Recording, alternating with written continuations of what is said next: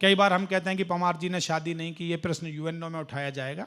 मैं एक जवाब देता हूँ, सुनिएगा। हम लोग देहरादून से लौट के आ रहे थे कवि सम्मेलन से, तो ओम प्रकाश आदित्य जी और संतोष जी दोनों साथ थे। तो मेरठ जो बस अड्डा है वहाँ उन्होंने कहा आदित्य जी ने कि जरा पान पराग और तुलसी ले ले बेटा। तो हम कवियों में जो सबसे छोटा होता है वही फिर नीचे उतरता है काम करने के लिए। तो मैं गया, वो मैंने पान पराग और तुलसी ले ली। तो आदित्य जी बोले कि वो मेरा तो पर्स वर्स अंदर रखा है, संतोष से पैसे लेके दे दे। तो वो 70-80 रुपए देने होंगे। अब संतोषानंद जी का जो जवाब है वो सुनिएगा आप। ओम प्रकाश आदित्य जी पीछे बैठे हैं, 80 रुपए की पान पराग और तुलसी खरीद ली गई है। अब वो कह रहे हैं कि संतोष ये जरा पैसे दे दे। तो इन्होंने 2-3 बार तो तिरछा होकर देखा उनकी तरफ, फिर दोबारा देखा, फिर घूरा आदित्य जी को। अबे ओमी, ऐसी बोलते थे, तुझे पता नहीं है मैं जीवन में कभी 20 रुपए से ज्यादा लेके घर से निकलता ही नहीं हूं। तेरे को शर्म नहीं आती है कहते हुए कि 80 रुपए में दे दूं? तू मेरी आदत जानता नहीं है क्या? तो ये ऐसे मस्त लोग हैं, फकीर लोग। फिर उन्होंने कहा कि मुझे पता था तू यही करेगा। तो ऐसे मैं चाहूंगा एक बार ताली बजा दीजिए। अचानक मुझे याद आ गया। कहता हूं कि जाने कितने अनुभवों का है यही बस सार अंतिम, जाने कितने अनुभवों का है यही बस सार अंतिम, तोड़ना मत मन के रिश्तों का कभी भी तार अंतिम, जिंदगी की उलझनों से जूझ के जाना ये मैंने, ना कोई भी जीत अंतिम, ना कोई भी हार अंतिम, ना कोई भी जीत अंतिम, ना कोई भी हार अंतिम, ना कोई भी जीत अंतिम, ना कोई भी हार अंतिम। एक हास्य व्यंग की कविता सुना देता हूं, क्योंकि मैं हास्य व्यंग के कवि के रूप में हूं और मेरा मन है आज वो कविता सुनाता हूं जिस पर बहुत प्यार मुझे संतोषानंद जी का मिला। मेरे प्रारंभिक दौर की रचना रही और संतोष जी भी उसमें शामिल थे रचना में। उसके बाद वही काव्य पाठ करने के लिए आएंगे। देखिए दोस्तों, एक बार एक लड़की के दिमाग में फितूर आया कि मैं किसी कवि से शादी करूंगी। उसके पिता ने समझाया कवि से शादी मत कर। लड़की बोली जी शादी नहीं करवाओगे तो आत्महत्या कर लूंगी। पिताजी ने कहा यदि तुझे मरना ही है तो तू करके ही मर, कौन रोक सकता है। उन्होंने अनेक कवि बुलाए। अच्छा, कई बार क्या होता है शादी विवाह की स्थिति में भी हास्य पैदा हो जाता है। मुझे याद आता वो एक लड़के लड़की के फेरे चल रहे थे, तो पंडित जी ने लड़के से कहा बेटे इन फेरों में कन्या आगे की तरफ चलेगी, तुम कन्या के पीछे पीछे चलोगे। लड़की 2 कदम चली कि लड़का उससे आगे निकल आया। पंडित जी ने फिर समझाया बेटे कन्या को आगे चलना है, तुम्हें कन्या के पीछे पीछे चलना है। लड़की 2 कदम चली कि लड़का फिर उससे आगे निकल आया। तो पंडित जी ने लड़के के पिताजी से कहा कि इसका दिमाग खराब हो गया है क्या? वे बोले जी दिमाग तो ठीक ठाक है, ये यूपी रोडवेज बस का ड्राइवर है, इसे ओवरटेकिंग की आदत है। तालियां बजा दीजिए थोड़ी सी, मैं सुनाता हूं। देखिए मेरी कविता में क्या ओवरटेकिंग हुई। लड़की ने कहा कि मैं कवि से शादी करूंगी। पिताजी ने कवि बुलाए। कवि ये सोचकर चले गए कि हिंडन महोत्सव है और सत्येंद्र जी कवि सम्मेलन करवा रहे हैं। लेकिन वहां जाके पता लगा कि महोत्सव नहीं है, शादी का उत्सव है, स्वयंवर का प्रोग्राम है। लड़की से कहा कि देख कवि खड़े, जिसके गले में माला डालेगी तेरी शादी मैं संपन्न करा दूंगा, चाहे आशा जी को बुलाना पड़े, अतुल जी को बुलाना पड़े, दिनेश जी की सिफारिश लगवानी पड़े, काम करवा दूंगा मैं। तो अब देखिए कवि फंस गए और एक एक कवि ने अपनी भाषा में, अपनी शैली में, अपने शब्दों में लड़की से क्या कहा और किस प्रकार कहा, सुनिएगा। मैं सुनाता हूं। गाजियाबाद ने वो सब कवि सुने जो मैंने अपनी कल्पना में शामिल किए। सबसे पहले स्वर्गीय काका हाथरसी जी, उनकी हर कविता में काकी आती थी। 6-6 लाइन के छक्के लिखते थे वो, और छठी पंक्ति में काकी आती थी। लड़की माला लेकर उनके सामने गई तो देखिए क्या कहा काका हाथरसी ने कि तू तो मुझको भा गई भाई तेरी चाल।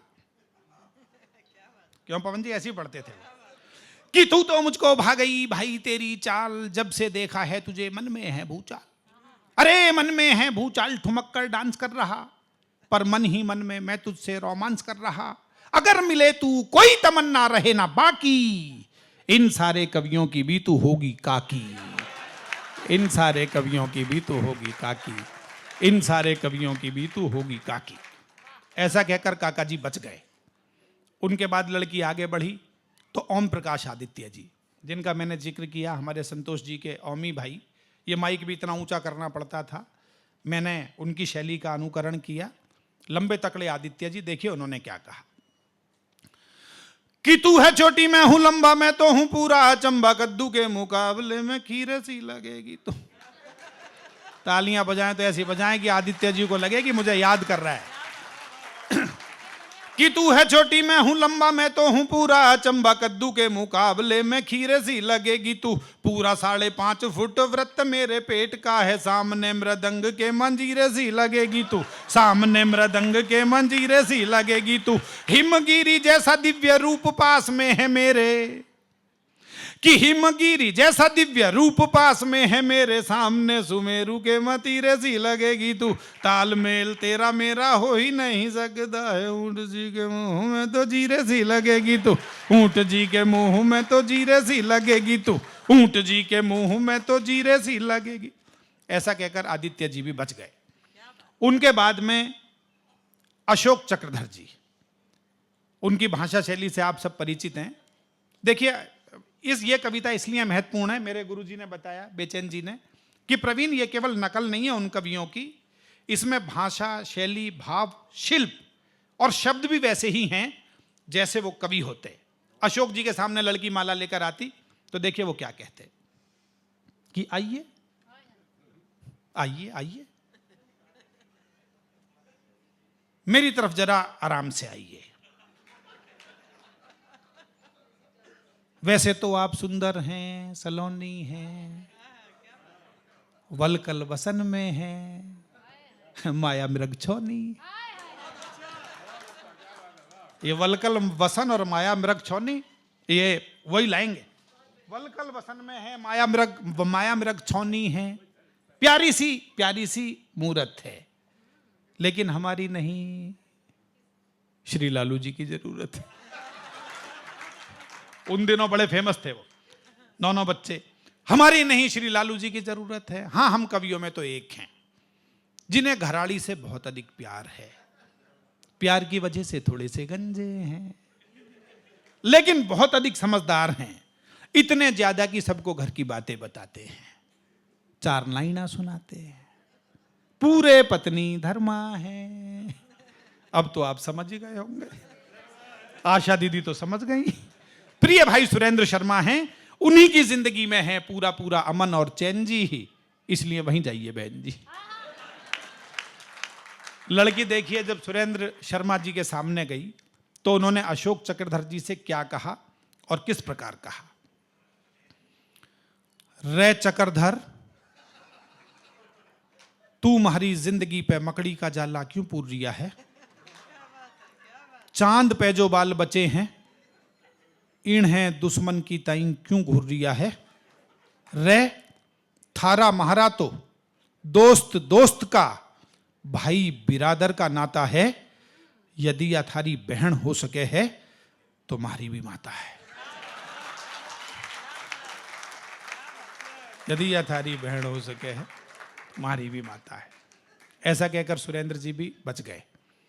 उनके बाद में आदरणीय डॉक्टर उर्मिलेश जी, जब मैं गाजियाबाद पहली बार आया था तो उर्मिलेश जी ने संचालन किया था।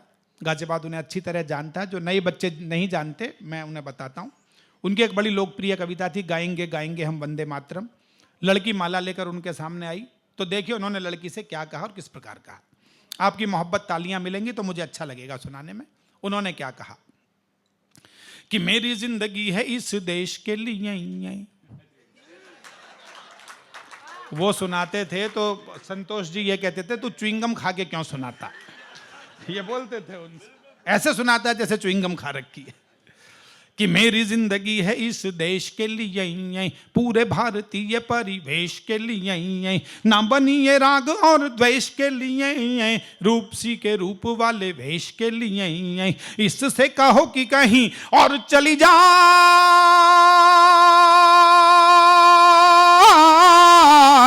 इससे कहो कि कहीं और चली जाए, मेरी और फूलों का ये हार ना बढ़ाए, वरना निकालूंगा मैं दुष्टनी का दम। गाएगी गाएगी ये भी वंदे मातरम, गाना ही पड़ेगा इसे वंदे मातरम।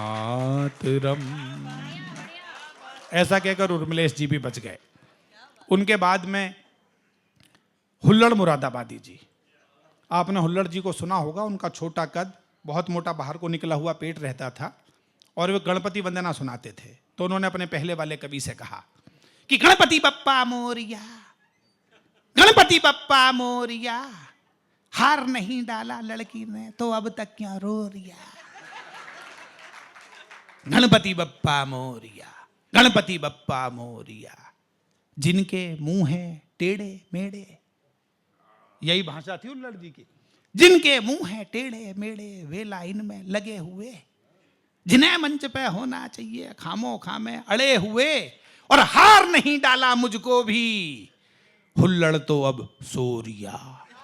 गणपति बप्पा मोरिया, गणपति बप्पा मोरिया, गणपति बप्पा मोरिया। लड़की आगे बढ़ी तो डॉक्टर कुंवर बेचैन साहब, अब डॉक्टर साहब हमारे विनम्रता की प्रतिमूर्ति, अब इज्जत बचाने के चक्कर में लगे हुए हैं, पर वो तो आ गई। तो देखिए डॉक्टर साहब ने क्या किया। इस स्वयंवर में हो माला सौगात कुंवारों की, तेरे घर सदा आए बारात कुंवारों की। मुश्किल है बहुत मुश्किल अब घोड़ी पे चढ़ पाना, इसलिए करो दुल्हन बस बात कुंवारों की, इसलिए करो दुल्हन बस बात कुंवारों की। ऐसा कि अगर वो भी बचे, उनका एक बड़ा श्रेष्ठ मुक्तक है दिन भी अंगारों के है रात अंगारों की। और उसके बाद हरिओम पमार साहब। कई बार हम कहते हैं कि पमार जी ने शादी नहीं की, ये प्रश्न यूएनओ में उठाया जाएगा, मैं एक जवाब देता हूं, सुनिएगा। उन्होंने क्या हुआ कि डोली दुल्हन कहारों में,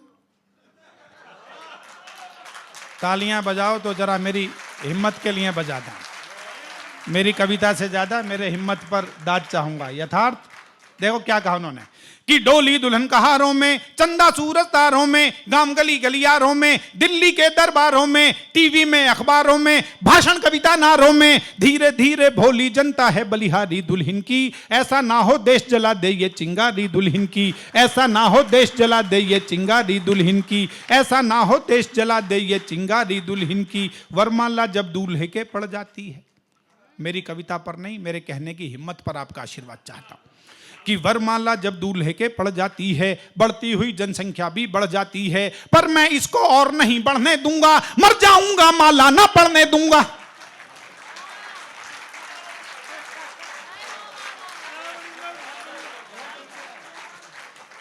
वो कुंवारे कवि हैं, आप जानते हैं ना कि वरमाला जब दूल्हे के पड़ जाती है, बढ़ती हुई जनसंख्या भी बढ़ जाती है, पर मैं इसको और नहीं बढ़ने दूंगा, मर जाऊंगा माला ना पड़ने दूंगा। मुझको सभी समस्याओं से लड़ना है, मुझे देश की खातिर जीना मरना है, ये मेरा कर्तव्य है, कोई त्याग नहीं। इसीलिए मैं शादी को आजाद नहीं, इसीलिए मैं शादी को तैयार नहीं, इसीलिए मैं शादी को तैयार। अब वो सारे बच गए। सबसे कोने में खड़े थे हमारे संतोषानंद जी। अब लड़की माला लेकर उनके सामने आई तो उनकी भाषा, उनकी शैली, उनकी मस्ती आप सब परिचित हैं। देखिए उन्होंने क्या कहा।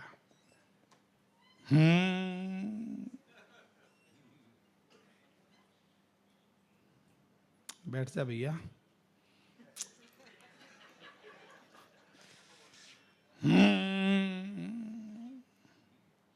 कि दुल्हन तू तो है बस मेरी तकदीर के लिए, ये हार बना है मुझ जैसे ही वीर। अरे तालियां बजा दो भाई संतोष जी के लिए।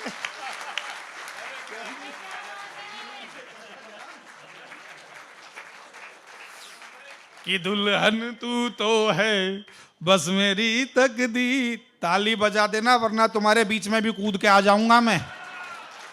ये मेरे को बिना उसके आदत नहीं है सुनाने की।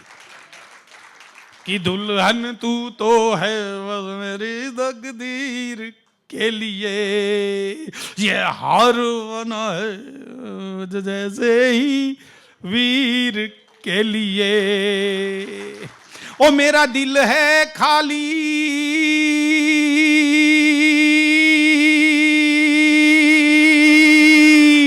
ओ मेरा दिल है खाली बस तेरी तस्वीर के लिए।